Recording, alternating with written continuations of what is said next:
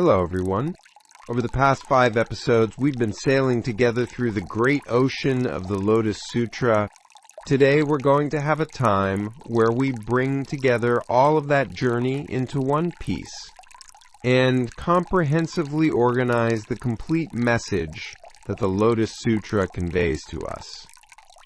The Lotus Sutra isn't just a simple scripture. It's the most complete blueprint for awakening left in human spiritual history, the finished version of love, and the eternal testimony of hope. The reason its message hasn't faded even a little bit after traveling through 500-long years is because it contains universal truths that transcend time. Why does the Lotus Sutra have special meaning for us living in modern times? It's because this scripture presents a complete roadmap for growth that starts with individual awakening, expands to social practice, and is completed with universal love. It also contains true equality thinking that goes beyond all discrimination and prejudice, the wisdom of transformation that changes desperate reality into hope, and a firm promise about an eternal companion. The content we'll organize together today is divided into 6 main themes. First, we'll understand the overall structure and core message of the Lotus Sutra. Second, we'll analyze the process of awakening step by step. Third, we'll explore the modern meaning of skillful means wisdom. Fourth, we'll look at the innovative aspects of equality thinking. Fifth, we'll organize specific methods for daily practice. Finally, we'll synthesize the future vision and eternal hope that the Lotus Sutra presents. I hope all this organization will be received not as a simple listing of knowledge, but as living wisdom that can be directly applied to your life. And I earnestly hope that the great journey of the Lotus Sutra will meet with your own unique journey to create new creative energy. The overall structure and core message of the Lotus Sutra. The Lotus Sutra consists of a total of 28 chapters, but its content can be divided into 3 main parts. The first half is the process of opening the provisional to reveal the real, the stage of revealing truth through skillful means. The middle part is the process of revealing the eternal through the temporal, the stage of showing essence through stories from different times and spaces.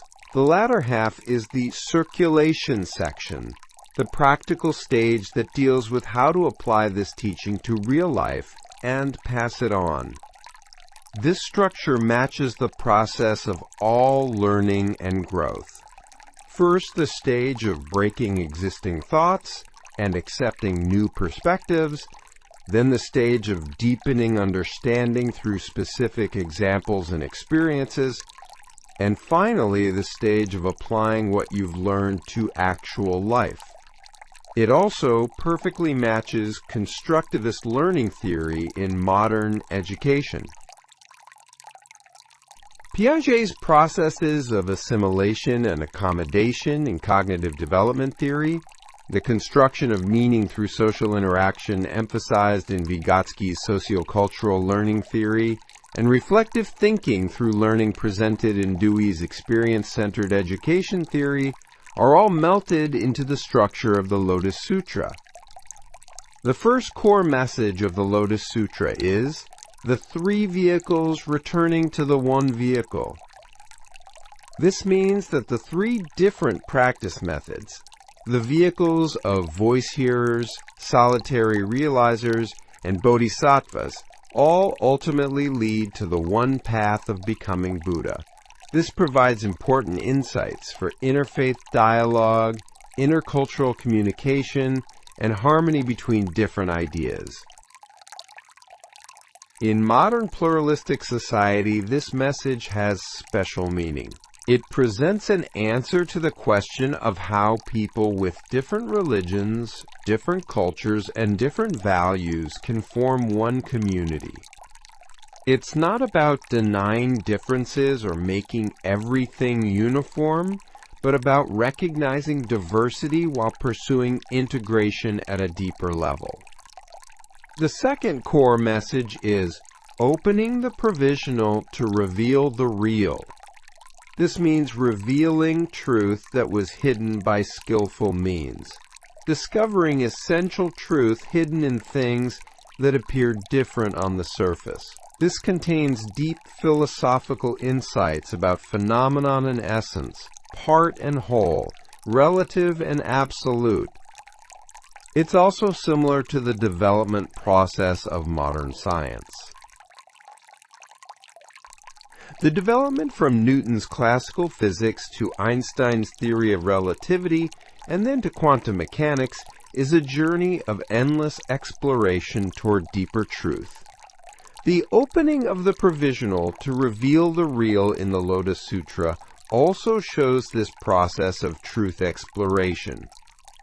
The third core message is revealing the eternal through the temporal. This means revealing essence through stories from different times and spaces, showing universal truths that transcend time and space through mysterious stories like the Dragon Girl's enlightenment, many treasures Tathagata's testimony, and the emergence of the Bodhisattvas from underground.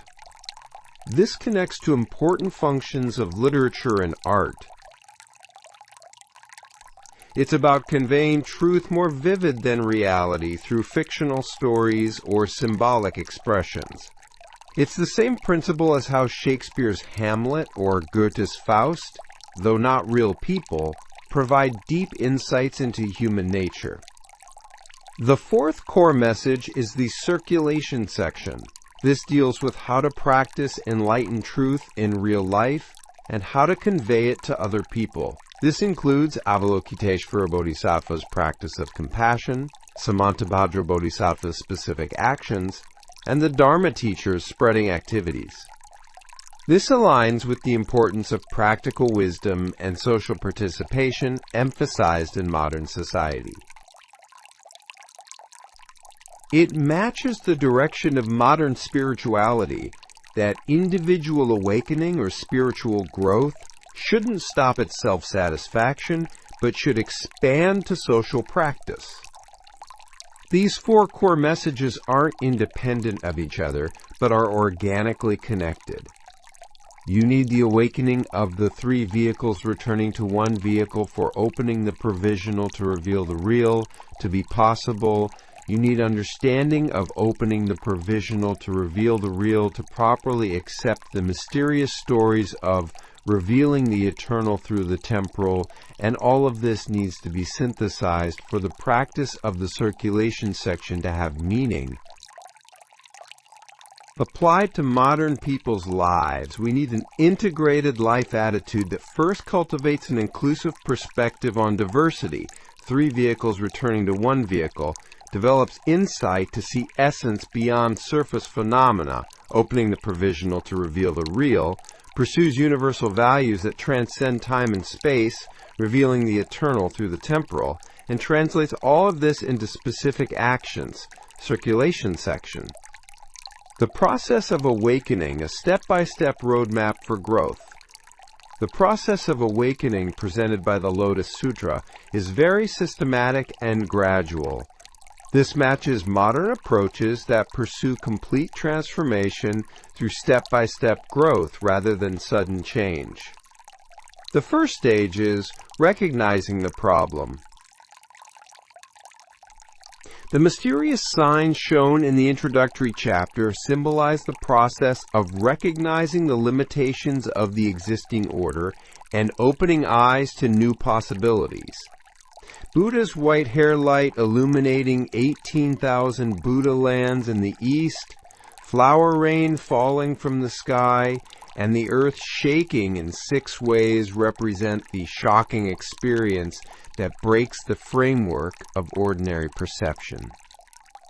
In reality, too, all growth begins with stepping out of the existing comfort zone. When you're settling for what's comfortable and familiar, you don't feel the need for change. But when you realize through some opportunity that this alone isn't enough, or there must be greater possibilities, growth begins. This also connects to the theory of cognitive dissonance in modern psychology. When humans experience contradiction between existing beliefs and new experiences, they feel discomfort and create new cognitive structures to resolve it. The mysterious signs in the Lotus Sutra also create this kind of cognitive dissonance to open the possibility of new awakening. The second stage is understanding skillful means. In the chapter on skillful means, Buddha declares that all the teachings up to now were skillful means, and truth exists separately. This is the stage of developing a humble attitude that acknowledges the relativity of existing knowledge or experience. What's important in this stage isn't completely denying existing things, but recognizing their limitations while still respecting their own value.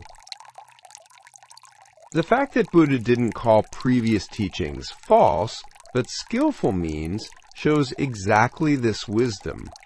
This also connects to metacognition, discussed in modern education.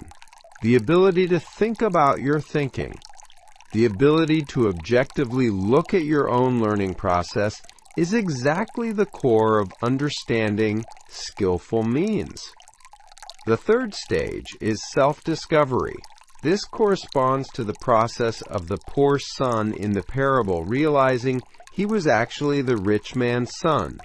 This is the stage of discovering your true value and potential. In this stage, you open your eyes to intrinsic value rather than external evaluations or social status. You realize that no matter how lacking external conditions may seem, there are infinite possibilities within. This matches the concept of self-actualization in modern humanistic psychology. The self-actualization need at the highest level of Maslow's hierarchy of needs means exactly this discovery and realization of intrinsic value. The fourth stage is recognizing individuality. Like in the parable of medicinal herbs, where one rain waters all plants without discrimination, but each grows differently, this is the stage of understanding that even the same truth is received and expressed differently by each individual. This is the process of developing deep understanding and respect for diversity. You come to accept that it's natural, not problematic, for different people to show different reactions even when hearing the same teaching. The fifth stage is step-by-step goal setting. This corresponds to the wisdom in the conjured city parable, where an illusory city is created in the middle for people tired on a long journey to rest, before being led again to the final destination. It's the wisdom of dividing big goals into small units and achieving them step by step. This is an approach that exactly matches modern goal-setting theory or project management techniques. Smart goal setting, specific, measurable, achievable, relevant, time-bound, and milestone management are all based on this principle. The sixth stage is respecting timing. Like in the chapter where the 500 disciples receive predictions that each will become Buddha at different times, this is the stage of accepting that each person has a different time for growth and completion. This is the process of developing patience and understanding toward yourself and others. You move away from the dualistic thinking that fast is good and slow is bad, and come to respect each person's own rhythm. The seventh stage is overcoming prejudice. Like the Dragon Girl's enlightenment story that overcomes prejudices of age and gender, This is the stage of breaking free from all discrimination and prejudice. This is the process of developing true equality consciousness. The 8th stage is awakening to eternal presence. Like in the chapter on the Tathagata's lifespan, where you gain the realization that Buddha actually doesn't pass away but is always present. This is the stage of experiencing that true love and wisdom continue eternally, transcending time and space. The final 9th stage is practice of compassion. Like the activities of Avalokiteshvara and Samantabhadra bodhisattvas, this is the stage of implementing awakened wisdom through specific compassionate practice. It's the completion process of expanding personal awakening to social participation. These 9 stages don't progress linearly but spiral, repeating while gradually deepening. It's not that once you've gone through them, they're finished, but a cyclical growth process where you experience them again at higher dimensions. Skillful means wisdom, innovative methodology for communication and education. The most original and modern concept in the Lotus Sutra is skillful means. Skillful means isn't simply a tool or technique, but the wisdom of customized approaches tailored to the other person's situation and ability. The first principle of skillful means is other-centered approach, starting with what the other person can accept, rather than what you want to convey. The representative example is the father in the burning house parable who lures the children with toys they like to save them. This is in the same context as customer-centered thinking in modern marketing, or learner-centered education in pedagogy, starting from the customer's or student's needs and interests, rather than the seller's or teacher's convenience. It also matches client-centered counseling in counseling psychology. The counselor attitudes that Carl Rogers emphasized, empathetic understanding, unconditional positive regard, and congruence, all connect to the wisdom of skillful means. The second principle is gradual development, the wisdom of leading step by step without presenting the final goal from the beginning. A good example is the father in the poor son parable who doesn't immediately acknowledge his son, but gradually gives him greater responsibilities over 20 years to help him grow. This exactly matches the, quote, zone of proximal development theory in modern education. Vygotsky emphasized that education should take place in the zone between what learners can do alone and what they can do with help. This principle is also applied in organizational management. Rather than giving new employees big responsibilities from the start, it's more effective to help them build small successful experiences and gradually develop their capabilities. The third principle is emphasizing motivation. The core of skillful means is making people want something themselves rather than dragging them by force. The representative example is presenting intermediate goals to tired travelers in the conjured city to make them regain strength. This connects to the concepts of intrinsic motivation and extrinsic motivation in modern motivation theory. Intrinsic motivation that comes from internal satisfaction and achievement is more powerful and lasting than extrinsic motivation that relies on external rewards or punishments. Gamification strategies also use this principle, making boring and difficult learning or work fun and challenging by introducing game elements.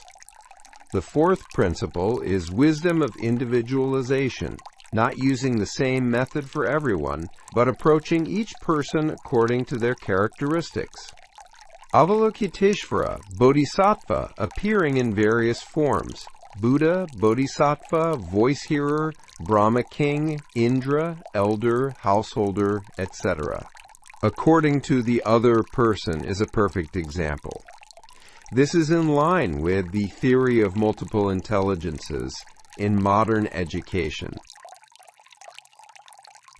Howard Gardner argued that human intelligence is composed of various types like linguistic, logical mathematical, musical, spatial, bodily kinesthetic, interpersonal, intrapersonal, and naturalistic intelligence, so education should also be conducted in various ways. Personalized learning is the same principle. Using AI technology to provide customized education that matches individual learners, levels, preferences, and learning speeds. The fifth principle is importance of timing. The same content can have completely different effects depending on when it's delivered. Like in the physician and son's parable, where the timing of the father's lie about his death has very important meaning. Counseling psychology also highly values appropriate intervention timing. If you give interpretations that are too deep when the client isn't ready to accept them, it can only create resistance. In business, too, timing is a key success factor. No matter how good an idea or product is, it will fail if the market isn't ready or if it's too late. The sixth principle is clarity of ultimate purpose. Skillful means is a tool, not an end. In the burning house parable, the sheep cart, deer cart, and ox cart used to lure the children were all skillful means to get them out of the house, and ultimately a greater cart was given. In modern organizational management, sharing vision is also important. When employees don't just perform tasks, but understand and connect the organization's ultimate goals with their roles, they show greater motivation and engagement. The seventh principle is guarantee of truthfulness. What distinguishes skillful means from lies or deception is that its purpose is purely for the other person's benefit. The physician father's lie doesn't become a sin because it was to save his sons and actually led to complete healing. This is an approach that satisfies both consequentialist ethics and deontological ethics in modern ethics. Skillful means is justified only when both the motivation is good and the result is good. This principle is also applied in medical ethics. Telling patients all information isn't always best. Providing information at the appropriate time in an appropriate way, considering the patient's condition and ability to accept, is true therapeutic communication. The wisdom of skillful means can be utilized in various areas of modern society. When parents educate children, when teachers teach students, when leaders guide organizations, when counselors help clients, this wisdom can be applied in all situations. What's important is not understanding skillful means as a simple technique, but accepting it as wisdom based on deep understanding and love for the other person. True skillful means doesn't come from calculation or manipulation, but flows naturally from a heart that sincerely wishes for the other person's growth and happiness. Equality thinking, revolutionary vision beyond all discrimination. The equality thinking of the Lotus Sutra doesn't stay at idealistic slogans, but presents a concrete and practical vision. This was a revolutionary message that fundamentally shook the caste system and discriminatory structures of ancient Indian society 500 years ago, and still has progressive and transformative meaning in modern society. The first characteristic of the Lotus Sutra's equality thinking is ontological equality. The declaration that all beings originally have Buddha nature, that is, they fundamentally have equal value and potential. This recognizes the essential dignity of all beings regardless of any external conditions like birth, class, gender, race, or ability. The poor son in the parable actually being the rich man's son, the fact that everyone already has a precious jewel in the parable of the jewel in the robe, symbolically shows this. Regardless of what conditions appear on the surface, all beings originally have complete value. This matches the concept of human dignity in Western modern philosophy, or the foundation of modern human rights thinking. It's the same context as Kant's categorical imperative, treat humanity never merely as means but always as an end, or the spirit of modern human rights declarations that all humans are born free and equal in dignity and rights. But what makes the Lotus Sutra's equality thinking more radical is that it includes not just humans but all beings, even animals, plants, and inorganic matter. The Dragon Girl's enlightenment shows that even non-human beings can attain awakening, and the medicinal herbs parable shows that all plants receive the same rain and grow in their own ways. The second characteristic is procedural equality. Not only can all beings reach the same destination, but it also recognizes and respects differences in the process. The chapter where the 500 disciples receive predictions that each will become Buddha at different times shows this. This is a mature view of equality that recognizes not only equality of results, but also diversity of processes. It's not uniform equality where everyone must be exactly the same, but pluralistic equality that recognizes each person's individuality and characteristics while being equal in ultimate value. This matches individualized education or diversity-respecting education in modern pedagogy. It's not that all students must learn at the same speed in the same way, but helping everyone succeed while recognizing each person's learning style and pace. The third characteristic is practical equality, not just declaring equality theoretically, but implementing equality through concrete actions and practice. Avalokiteshvara Bodhisattva, appearing in various forms according to the other person, shows that true equality isn't uniform treatment, but customized care that meets individual needs. This matches the concept of differential equality in modern social work. True equality isn't treating everyone exactly the same, but reaching equal results through different treatment that matches each person's needs and situation. Accessibility facilities for disabled people, welfare policies for the economically disadvantaged, and protective measures for minorities are all implementations of this differential equality. On the surface, they provide different treatment, but the purpose is to realize true equality. The fourth characteristic is gender equality. The Dragon Girl's enlightenment story was a radical gender equality message that was hard to imagine in the patriarchal society of 500 years ago. The declaration that women, even young girls, could reach the highest awakening destroyed the foundation of all gender discrimination.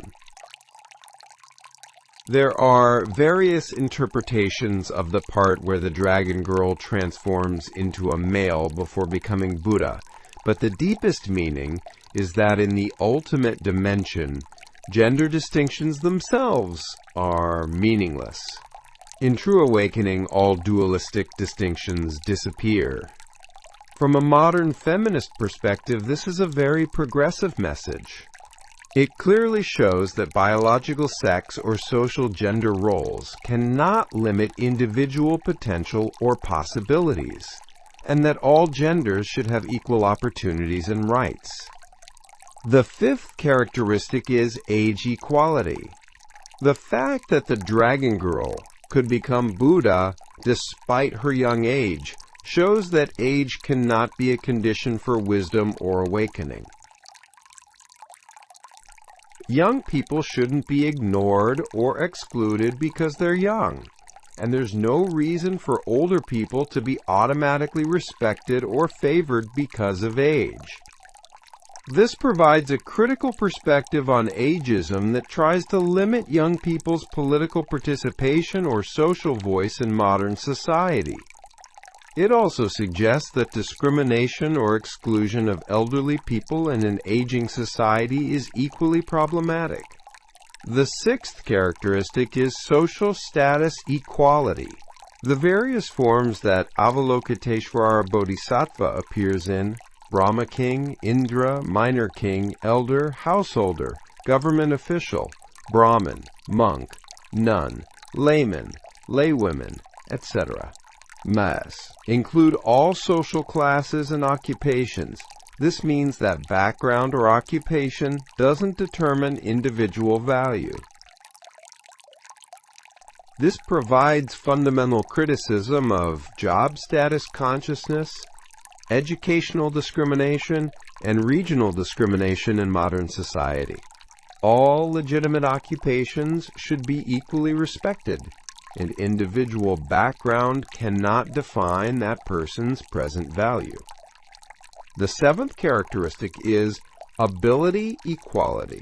Like disciples both with and without learning receiving predictions, this means all people have possibilities for growth and development regardless of current ability or achievement level.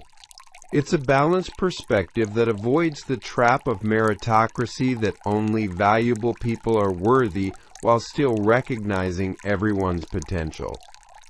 This matches concepts like no child left behind education or all students succeed in modern education. Rather than giving up on students with currently low grades or abilities, it's about helping them grow steadily at their own pace. The eighth characteristic is religious tolerance. The teaching of three vehicles returning to one vehicle shows an inclusive perspective that different religions or practice methods can all ultimately reach the same truth. This provides a foundation for interfaith dialogue and mutual respect. This provides important wisdom for resolving religious conflicts and seeking peaceful coexistence in modern multi-religious society. People with different religions can discover common ground in deeper dimensions, the same values of love, compassion, wisdom, and peace. The ninth characteristic is, quote, cultural diversity. Stories of bodhisattvas from various worlds and Buddhas appearing in various forms show attitudes that recognize and respect cultural diversity. They reject cultural supremacism, that only one culture or way is right, and recognize the unique value of all cultures. This suggests the importance of cultural relativism and diversity respect in modern multicultural society. For people with different cultural backgrounds to live together harmoniously without conflict, this kind of inclusive perspective is needed. The equality thinking of the Lotus Sutra presents fundamental answers to various discrimination problems in modern society. It provides theoretical foundations and practical directions for all forms of discrimination, gender discrimination, racial discrimination, class discrimination, religious discrimination, cultural discrimination. However, careful approach is needed when applying this equality thinking to reality. Falling into indiscriminate relativism and considering everything the same is also problematic, and justifying inequality under the pretext of recognizing differences is also problematic. True equality requires a perspective that recognizes surface differences but is equal in essential value, respects diversity of processes but pursues fairness of results, meets individual needs differently but equally guarantees basic rights. Specific methods for daily practice.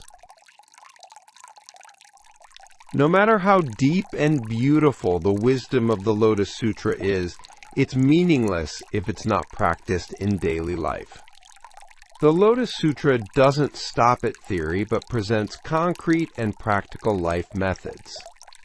The first area of practice is wisdom of communication, applying the communication methods that match the other person's level and situation learned from the Skillful Means chapter in daily life.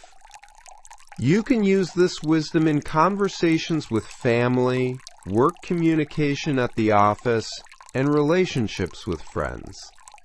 Specifically, first understanding the other person's interests and level of understanding, and communicating in language and methods that match them. Approaching young children with easy words and concrete examples, professionals with precise terms and logical explanations, and people in emotionally difficult states with warm empathy and comfort. Also, flexibility to adjust communication methods while watching the other person's reactions is needed. If the initially planned method isn't effective, openness to try other methods is important. The second area of practice is, quote, goal setting and achievement. Applying the wisdom of step-by-step goal setting learned from the conjured city parable to personal growth or work performance. Dividing big goals into small units and steadily moving forward while feeling intermediate achievement. For example, when trying to learn a new skill, rather than aiming for perfect level from the start, first learning basics, then trying applications, then applying to real situations and stages. It's the same with exercise or dieting. Setting excessive goals from the beginning makes it easy to give up, but starting with small goals and building successful experiences can create sustainable change. The third area of practice is self-awareness and value discovery. Practicing the process of discovering your true value learned from the poor son parable and the jewel in the robe parable in daily life. Having regular self-reflection time and striving to discover your strengths and talents, rather than lamenting inadequacies compared to others, finding your own unique value and possibilities. Through various methods like journaling, meditation, counseling, coaching, deepening self-understanding, and learning what you truly want, what work gives you the most fulfillment, what environments help you grow best. The fourth area of practice is patience and understanding. Practicing the wisdom of respecting individual differences learned from the medicinal herbs parable in human relationships. Accepting that family, friends, and colleagues grow at different speeds and react in different ways than you. This is especially important wisdom for parents raising children. Recognizing our child's own pace and way without comparing to other children. Waiting patiently and steadily without being impatient. At work, too, understanding colleagues, different work styles, or growth speeds, and not evaluating with uniform standards requires a tolerant heart.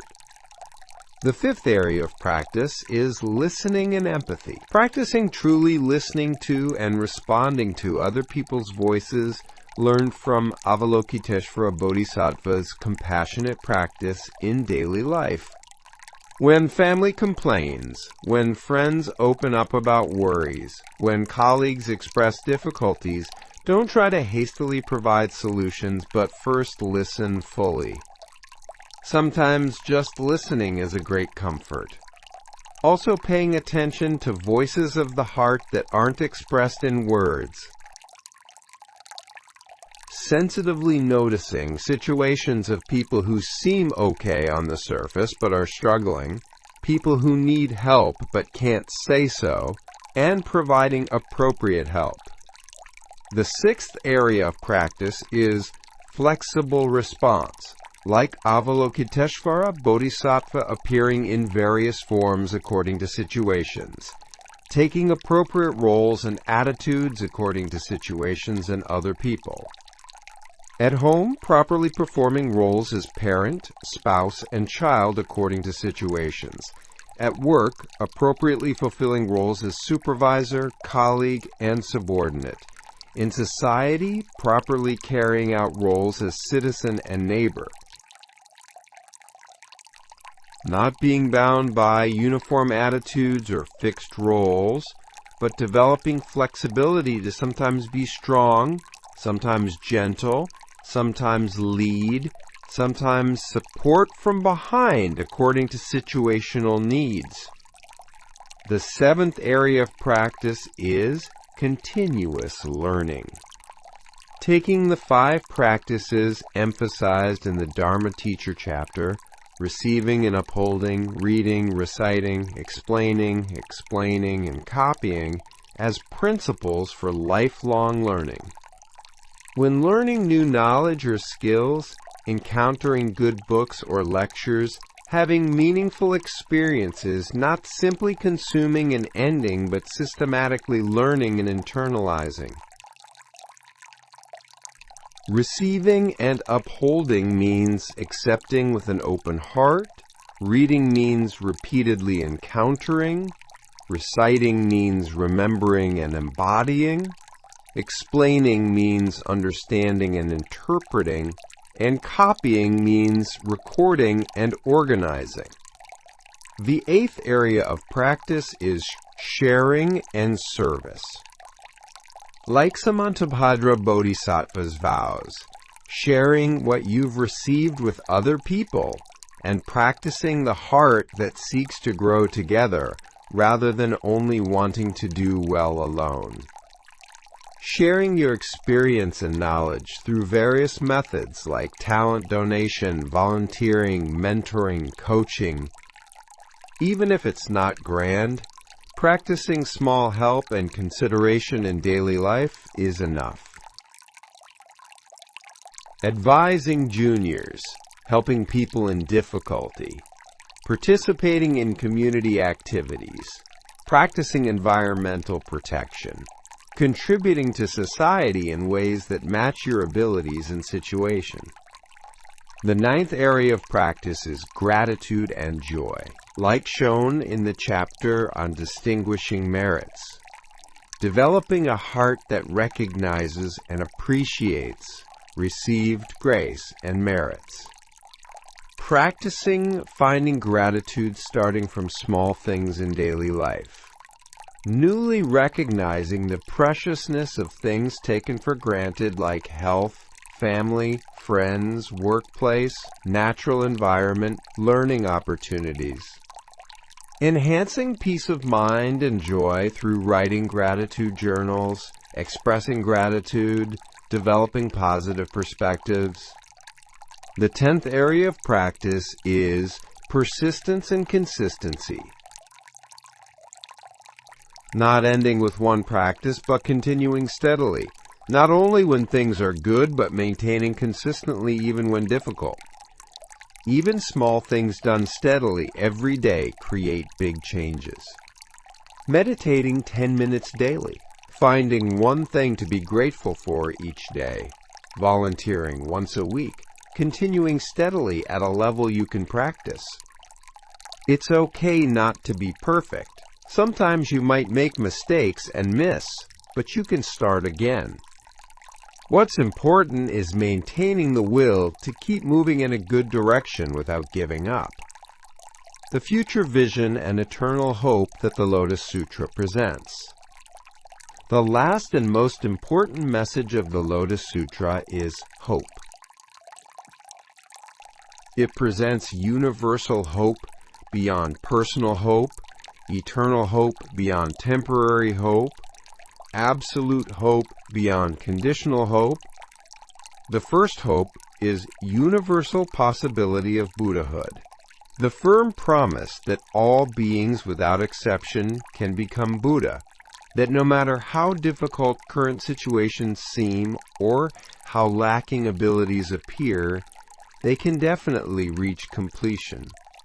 If beings like the dragon girl who is young, female, and not human can become Buddha, if the 500 disciples can become Buddha at different times, if disciples both with and without learning can all receive predictions, then there's really hope for all beings.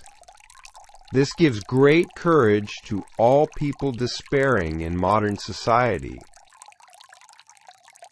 People with economic difficulties, people who feel left behind in studies or work, people hurt in relationships, people with health difficulties, people who think they've missed opportunities because of age. It opens new possibilities for all of them. The second hope is recognition of process diversity. Not everyone has to take the same path, go at the same speed, or arrive at the same time. Each person has their own unique journey that matches their situation and abilities. This liberates from the stress of competition and comparison. It's okay to be slower than others, it's okay to take a different path, and it's okay to experience failures and trial and error. What's important is steadily moving forward at your own pace. The third hope is existence of companions. Like the bodhisattvas emerging from underground, there are countless invisible companions around us. We're not fighting alone, but together with countless beings who share the same intentions. You can experience this in reality too. Unexpected help appearing in difficult times, meeting people with the same interests, receiving encouragement from distant family and friends. All these experiences are real experiences of this companion consciousness.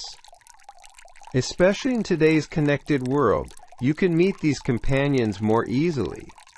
Through online communities, social media, and various gatherings, you can connect with people who share the same values, people experiencing similar difficulties, and people who can help each other. The fourth hope is eternal presence. Like revealed in the Tathagata's lifespan chapter, true love and wisdom continue eternally beyond physical form. Even when loved ones leave this world, their love continues.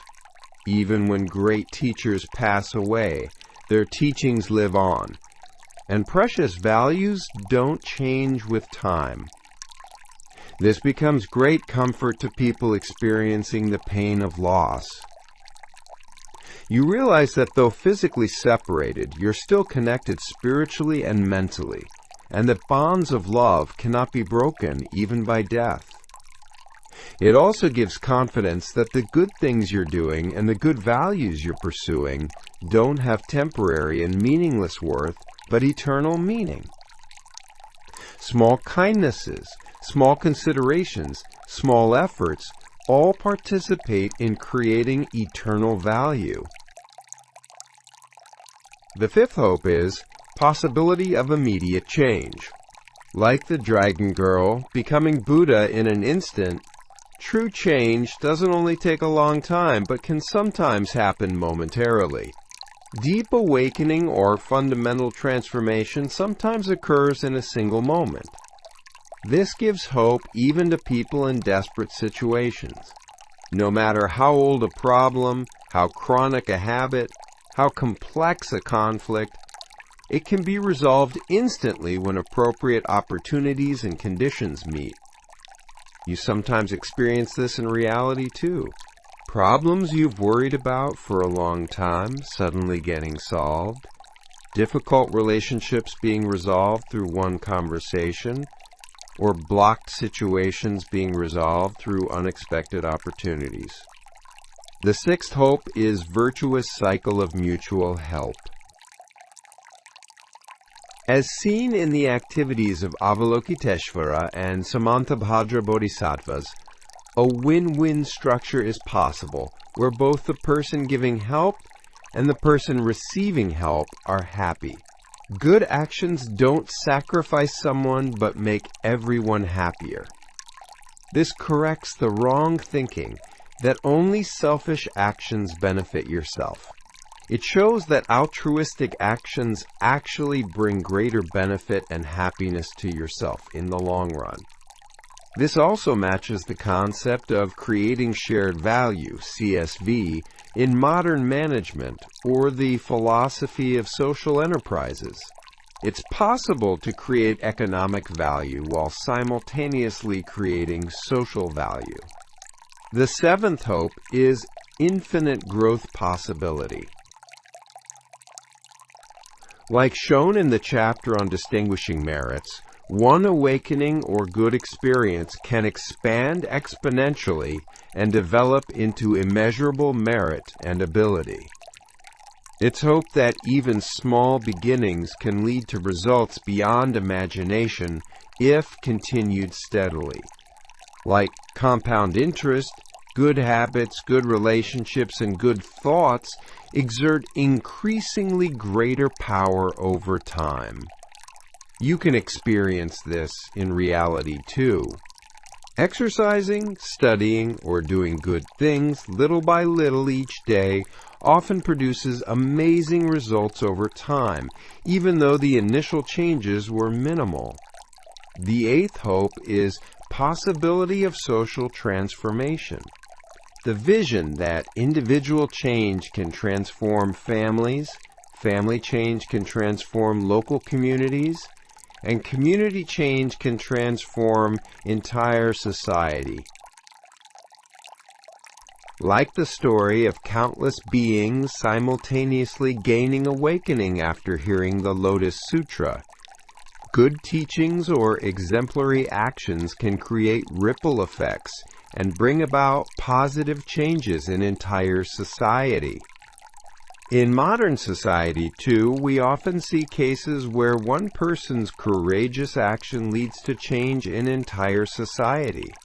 Citizen movements, social reforms, cultural changes, all big changes show patterns of starting from a few pioneers and gradually spreading. The ninth hope is ultimate harmony and peace. The vision that all conflicts and oppositions can be integrated into one at a higher dimension. Like the three vehicles returning to one vehicle, things that appear different and opposing on the surface may be heading toward the same purpose at a deeper level. This presents answers to various conflicts the world is currently experiencing. Religious conflicts, ideological conflicts, cultural conflicts, generational conflicts. We shouldn't accept opposition and conflict as eternal, but should pursue harmony at a higher dimension. At the personal level, too, it gives hope that inner conflicts or contradictions can be integrated and harmonized. Conflicts between reason and emotion, ideals and reality, personal needs and social responsibility can also be harmoniously integrated from a more mature perspective. The 10th hope is meaning of the eternal journey. The recognition that awakening or completion isn't a fixed point to reach, but an endless process of growth and development that continues. Like Samantabhadra Bodhisattva's 10 great vows, it's an infinite journey of making and practicing even greater vows after completion. This liberates from pressure about achievement or perfectionism. Instead of the burden of having to be perfect, it enables feeling the joy of continuing to grow. It also makes you realize that at any age, in any situation, there are always new possibilities and learning opportunities. Life has no end, and the next stage of growth is always waiting. This is a hopeful outlook. The comprehensive message and modern significance of the Lotus Sutra. Synthesizing all the content of the Lotus Sutra we've explored together, the ultimate message this scripture presents can be called complete freedom through complete love. Complete love means unconditional love, non-discriminating love, love that transcends time and space. Buddha's compassion, Avalokiteshvara's responses, the physician father's skillful means, the companionship of the bodhisattvas from underground. All stories show various aspects of this complete love. Complete freedom means freedom from all constraints and limitations, liberation from all prejudices and discrimination, freedom from all fears and anxieties. The Dragon Girl's enlightenment, the poor son's awakening, rest in the conjured city. All stories show the process of moving toward this complete freedom. And this complete love and complete freedom aren't separate but like two sides of one coin. When you truly love, you become free, and when you're truly free, you can love.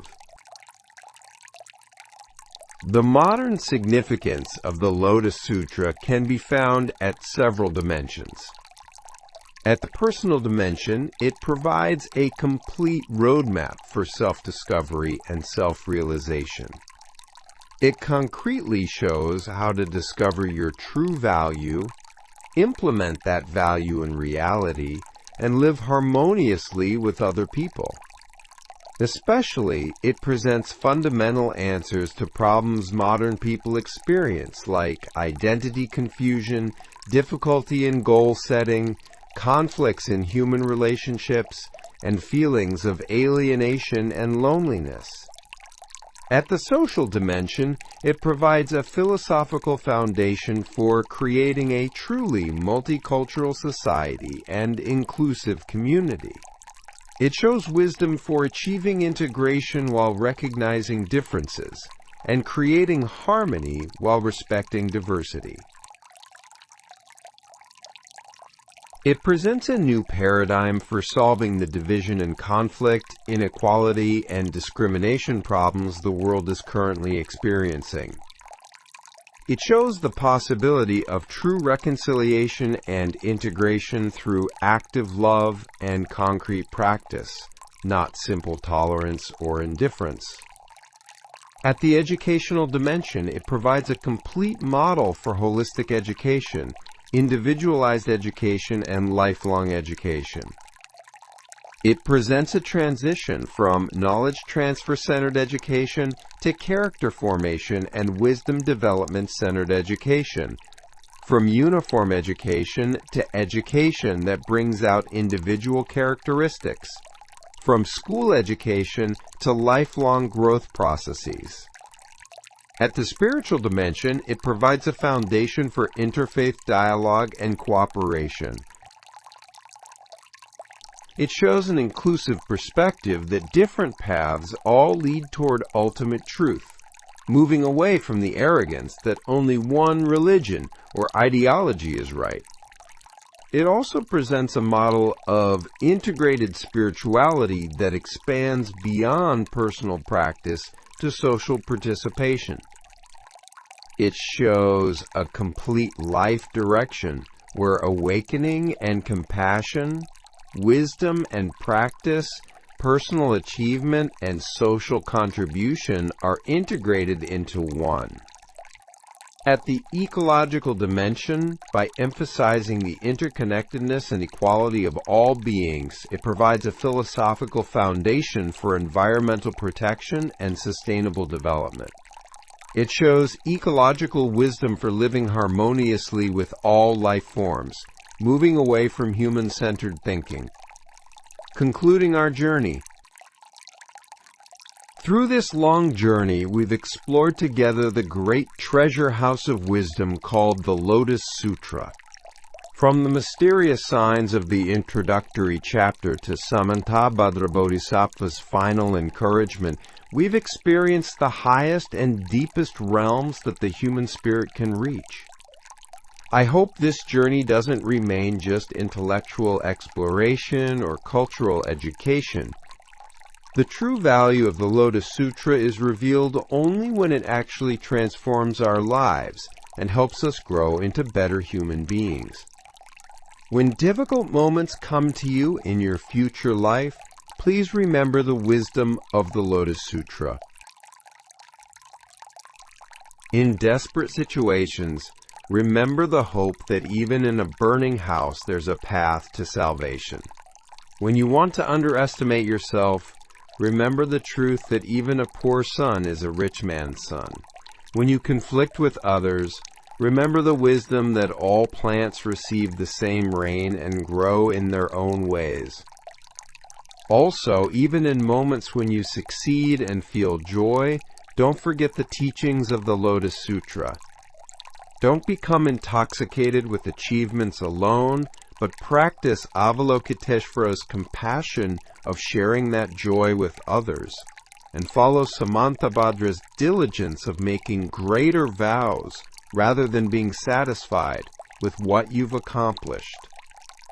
Most importantly, place the core message of the Lotus Sutra at the center of your life.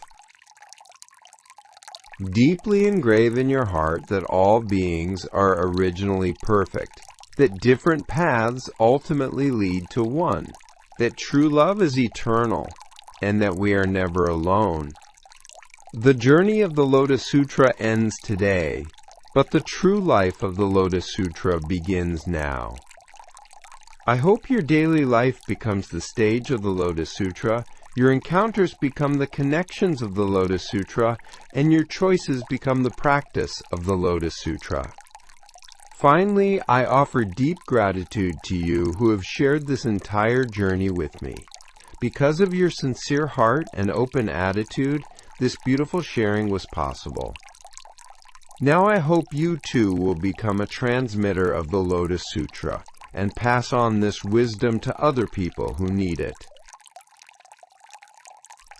Like the final verse of the Lotus Sutra, those who hear this Dharma will surely become Buddha. You too will surely be completed in the most perfect and beautiful form. I earnestly pray that Buddha's infinite compassion and the endless love of all bodhisattvas will always be with you. I hope your life unfolds wisely, compassionately, and beautifully like the teachings of the Lotus Sutra. Namo Myoho Renge Kyo. Namo Shakyamuni Buddha. Namo Many Treasures Tathagata. Namo all Buddhas and Bodhisattva Mahasattvas of the 10 directions and 3 times. Thank you.